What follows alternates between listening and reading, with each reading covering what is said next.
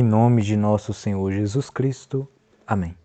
Aos 14 de fevereiro, nos anos de 270, São Valentim, Marte. Valentim era sacerdote romano no tempo do imperador Cláudio II.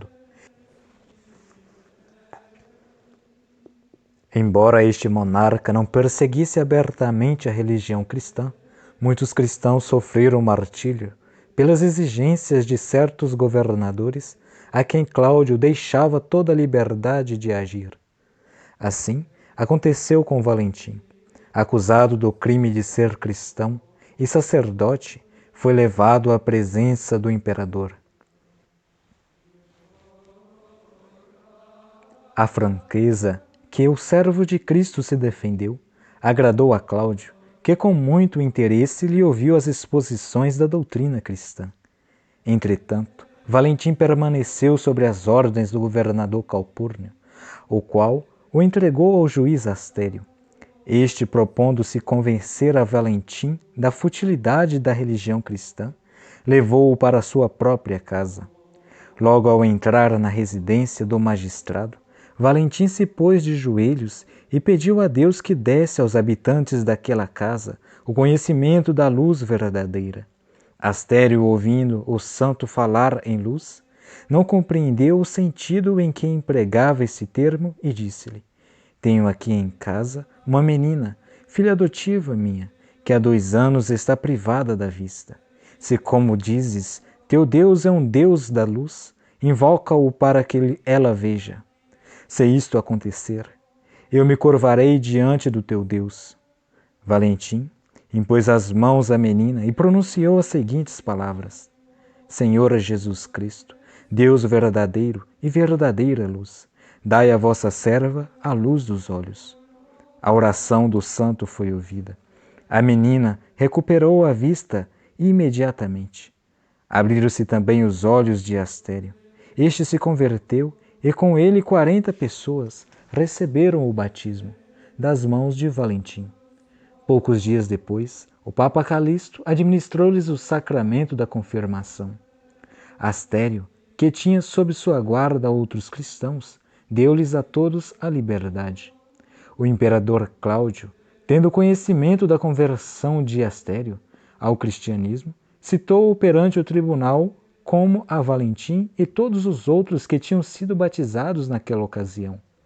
As iras imperiais convergiram sobre Valentim, descarregando-se sobre o sacerdote de Cristo numa flagelação desumana. Não conseguindo sua apostasia, sentenciou-o à morte perante a espada. Valentim sofreu martírio em 14 de fevereiro de 270. O corpo foi sepultado na Via Flamina. E Deus se dignou de obrar muitos milagres por intercessão do Marte. O Papa Júlio I mandou construir em Ponte Molle uma igreja dedicada a São Valentim, que não existe mais. A Porta del Popolo tinha antigamente o nome de São Valentim. Em tempos idos, se fazia solenes procissões em honras deste santo, cujas relíquias se acham nas igrejas de Santa Praxedes e de São Sebastião. Diversas cidades da Itália e França, Melun, possuem relíquias deste glorioso Marte. Reflexões.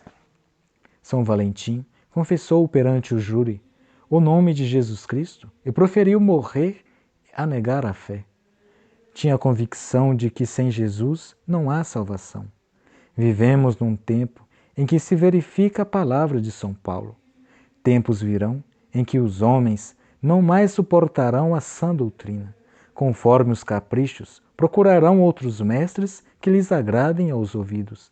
2 Timóteo 43. Legião é o número desses mestres, infelizmente são recebidos de braços abertos. Sonhadores são chamados aqueles que fazem depender a eterna bem-aventurança da imitação de Jesus Cristo.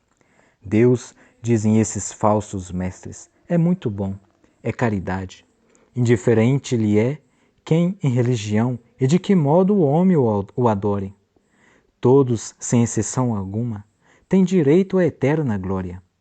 A palavra de Cristo, a doutrina dos apóstolos, a história do gênero humano contestam categoricamente tais ideias errôneas e perniciosas. Se o homem fosse santo, não precisava de um Salvador. Se o pecado não tivesse entrado no mundo, o homem era legítimo herdeiro do céu, mas não é mais. Decaído, degradado que é sua salvação, já não lhe está mais nas mãos. Possibilidade nenhuma existe de reabilitar-se na graça, na filiação de Deus.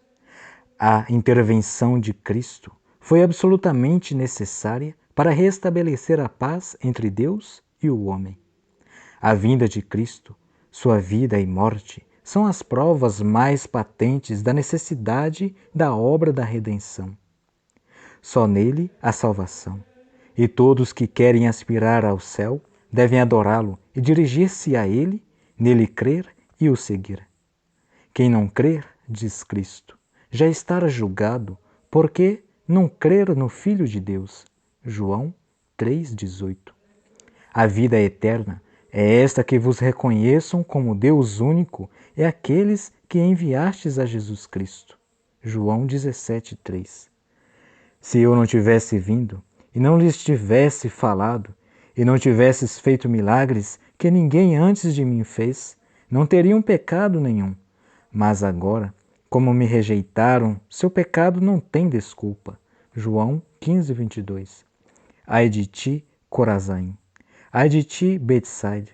Ai de ti, Cafarnaum! Se estes milagres tivessem sido feitos em Tiro e Sidônia, todos teriam feito penitência em cinza e cilício. São palavras estas de Jesus Cristo, que condenam judeus e pagãos que não quiseram crer nele.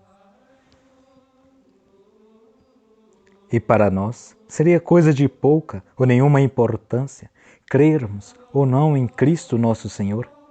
Se a fé em Cristo é coisa de tão pouco valor, por que então foi dada aos apóstolos ordem para pregar o Evangelho a toda criatura?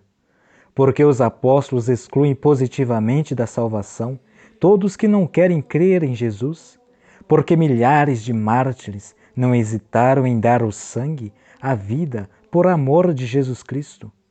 Ou Jesus Cristo e os apóstolos foram impostores, ou sua doutrina é a verdadeira? Se é verdadeira, e disso não resta dúvida, não há outra salvação a não ser no santíssimo nome de Jesus Cristo. Santos, cuja memória é celebrada hoje. Em Terni, Itália, o santo Mártir Apolônio. Em Roma, São Zeno, com os santos Atalis e Felícula, mártires. Em Alexandria, os santos mártires Basso, Antônio e Protólico, que foram atirados ao mar. Deo gratias.